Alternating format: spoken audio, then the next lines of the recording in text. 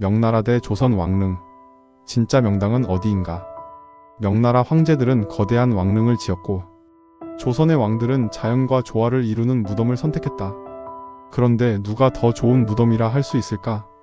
명나라 황릉은 조선 왕릉보다 20배나 크고 웅장하지만 풍수적으로도 정말 완벽했을까? 두 왕릉 모두 유네스코 세계문화유산으로 지정됐지만 이것이 풍수적으로 우수하다는 의미일까? 끝까지 보면 왕릉의 풍수가 왕조의 흥망을 어떻게 결정했는지 알 수 있습니다. 1. 명나라 13왕릉. 웅장함 대 풍수적 문제점. 중국 베이징 북쪽 천수산 아래 자리한 명나라 13왕릉. 이곳은 명나라 황제들이 잠든 곳으로 무려 50제곱킬로미터 넓이에 황제들의 무덤이 모여있다. 그 규모가 조선 왕릉의 20배, 묘지 깊이는 20m 이상이며 석재로 만들어졌다. 하지만 이것이 풍수적으로 최악의 선택이 될 수도 있는데 풍수에서는 기의 순환이 중요하다.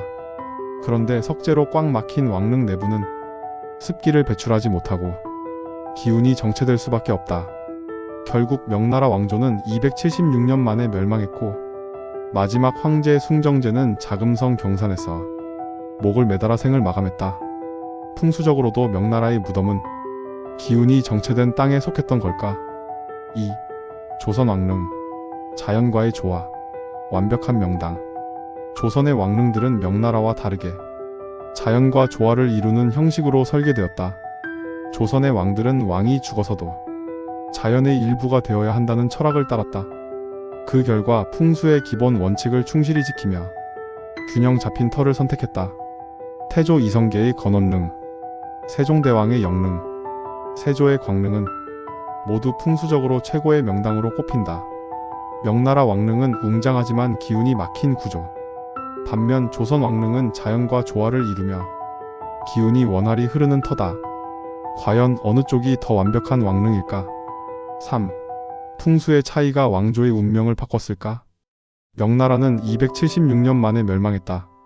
반면 조선 왕조는 519년 동안 유지되며 세계 최장수 왕조 중 하나로 기록되었다. 단순한 우연일까? 아니면 왕릉의 풍수가 실제로 영향을 미쳤을까?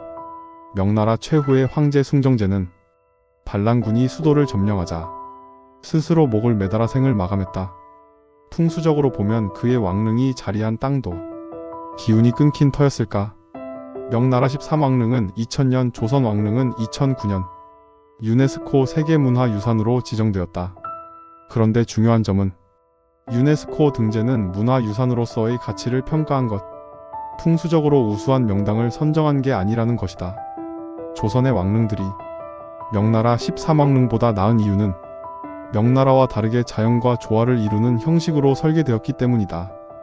이는 보존 상태가 우수하고 500년 동안 변화해온 무덤 양식 변화의 역사적 의미, 조금씩 다르지만 공통되고 엄격한 왕릉 조성 기준 같은 이유들도 있지만 자연과 조화로운 배치와 같은 바로 풍수적으로 균형 잡힌 명당이라는 것.